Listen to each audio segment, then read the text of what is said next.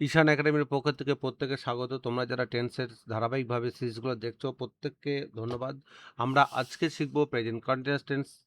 তো আগের দিন আমরা যেটা শিখেছিলাম সেটা যে প্রেজেন্ট সিম্পল টেন্স শিখেছিলাম। এবার আজকে শিখবো আমরা প্রেজেন্ট কন্টিনিউয়াস টেন্সের নিয়ম। তো এটা খুব সহজভাবেই শিখতে পারছো তোমরা, আমরা যেভাবে দেখাচ্ছি। তো আজকে যে প্রেজেন্ট কন্টিনিউয়াস টেন্স শিখবো তার নিয়মটা কি সেটা আজকে জানবো। স্পেলিংটা মনে রাখো, টি মনে রাখবে, এটা সিলেবেলে ভেঙে নেবে। কন্টিনিউ, নিউ, ও ইউ এস, আস, কখনো ভুল হবে না, এইভাবে ভেঙে নেবে। কন্টিনিউয়াস, ঠিক আছে। প্রেজেন্ট কন্টিনিউয়াস মানে কি? এটা যে ঘটমান বর্তমান, বাংলায় যদি বলা হয় তাহলে হবে ঘটমান বর্তমান। এটা জেনে রাখো, কারণ কাল বা প্রকার নির্ণয় বাংলা ব্যাকরণে ভীষণভাবে হেল্প করবে তোমাদেরকে।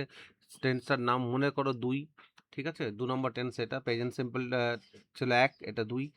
এটা গঠনটা কি? গঠনটা একবার জেনে নিই। এই টেন্সের গঠন কি হবে? গঠন হবে প্রথমে এস ফর সাবজেক্ট, তারপর একটা অ্যাম হবে, হতে পারে ইজ, হতে পারে আর। এবার কোন সাবজেক্টের ক্ষেত্রে কোনটা হবে সেটা আমরা দেখিয়ে দিচ্ছি। মেন ভার্বের সঙ্গে কি যোগ হবে? একটা আইএনজি যোগ হয়ে বসবে। মেন ভার্ব বলতে আমরা কি বুঝি? V1টাকে বুঝি, অথবা প্রেজেন্ট ফর্ম বলা হয়।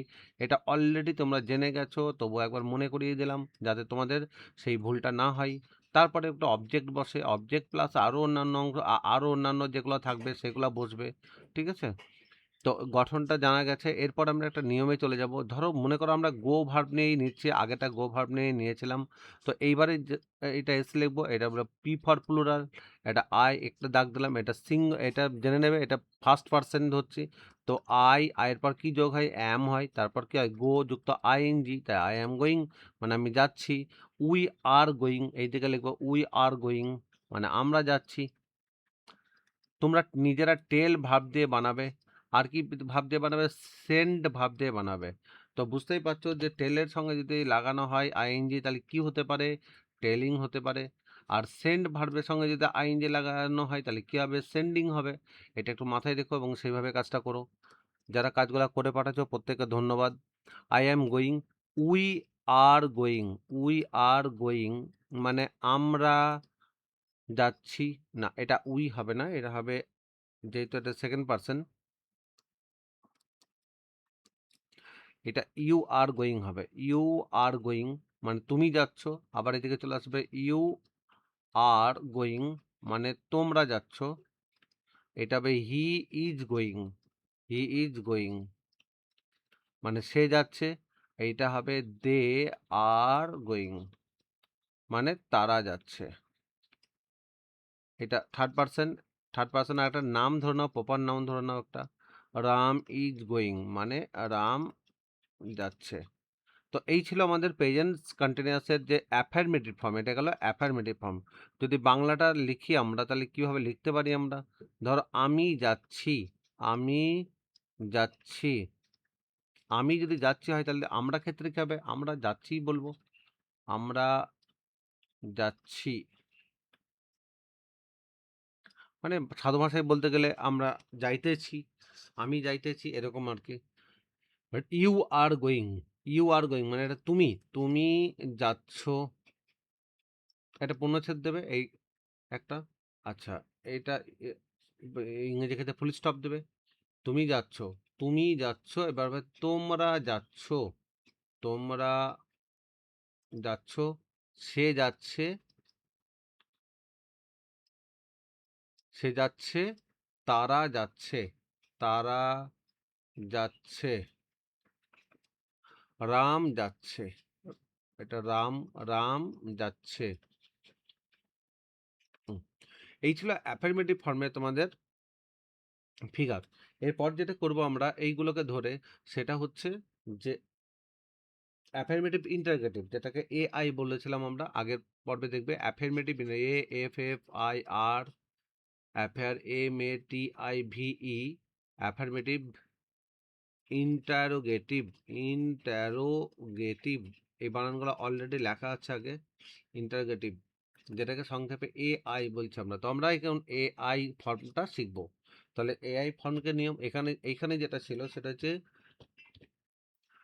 I am going. তো এবার লিখবো যেটা, সেটা হচ্ছে am I going, am I going, S. এটা লিখবো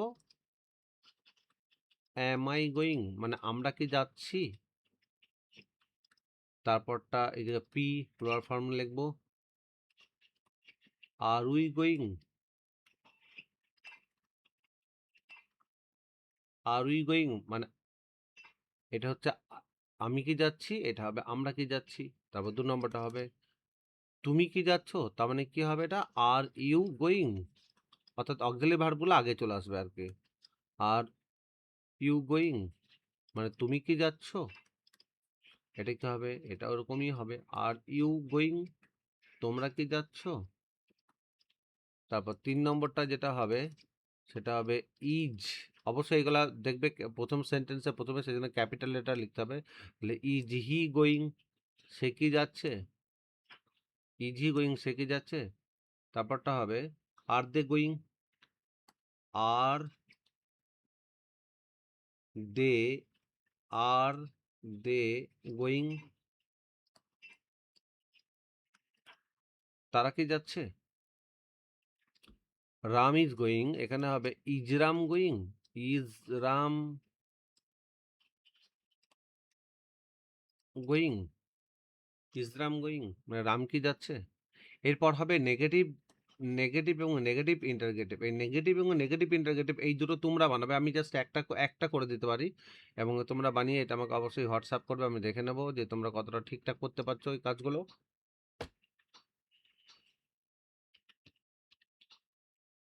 আচ্ছা আমি এইটার বাংলাটা লিখি আমি কি যাচ্ছি, আমি কি যাচ্ছি। এটা হবে আমরা কি যাচ্ছি,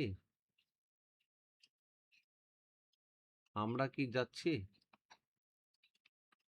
এটা হবে তুমি কি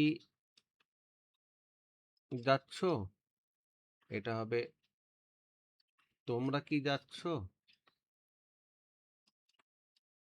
এটা হবে সে কি যাচ্ছে, এটা কি সে কি যাচ্ছে, এটা হবে তারা কি যাচ্ছে, এটা হবে রাম কি যাচ্ছে। তো নেগেটিভটা কি হবে আমি একটা দেখে দিই, জাস্ট এইটার ক্ষেত্রেই ধরি। এইটা হবে নেগেটিভ এবং নেগেটিভ ইন্টারগেটিভ করে একটা বলে দিচ্ছি। প্রথম ছিল ধরো অ্যাফার্মেটিভ ফর্মটা কি ছিল, আই অ্যাম গোয়িং আমি যাচ্ছি। অ্যাফার্মেটিভ ইন্টারগেটিভটা কি করলাম, অ্যাফার্মেটিভ ইন্টারগেটিভ করলাম am I going, am I going মানে আমরা কি যাচ্ছি এমন করলাম। নেগেটিভটা কি হবে তাহলে বলো, নেগেটিভটা হবে আই অ্যাম নট গোয়িং। আচ্ছা আর নেগেটিভ ইন্টারগেটিভটা কি হবে, অ্যাম আই নট গোয়িং, ঠিক অ্যামটা আগে চলে আসবে আইটা পরে আসবে। অ্যাম আই নট গোয়িং আমি কি যাচ্ছি না, আমি কি যাচ্ছি না বাংলাটা বলে দিলাম। এবার বাকিটা কাজ থাকলে তোমাদের এটা করতে হবে, করে খাতাটা পাঠাতে হবে হোয়াটসঅ্যাপ করে।